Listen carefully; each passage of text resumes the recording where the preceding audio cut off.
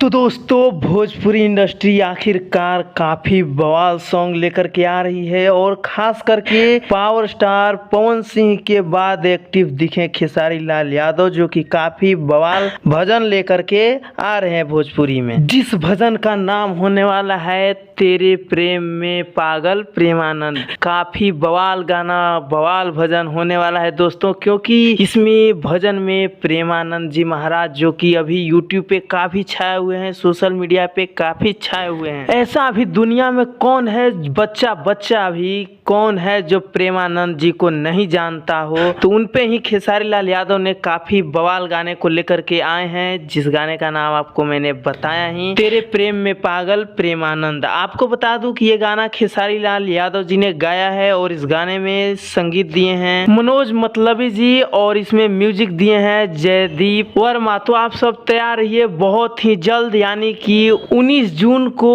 सुबह में खेसारी लाल के अपने ही चैनल खेसारी डिवोशनल चैनल के माध्यम से आने वाला है। तो आप सब तैयार रहिए, काफी बवाल भजन होने वाला है। तो भाई कैसा लगा हमारा वीडियो कमेंट में ज़रूर बताइएगा और हमारे चैनल को सब्सक्राइब कर लीजिए, ताकि भोजपुरी इंडस्ट्री से जुड़ी जानकारी हमारे चैनल से आपको मिलता रहे। और वीडियो को लाइक कर लें और शेयर करना ना भूलें। धन्यवाद दोस्तों, मिलते हैं अगली वीडियो में।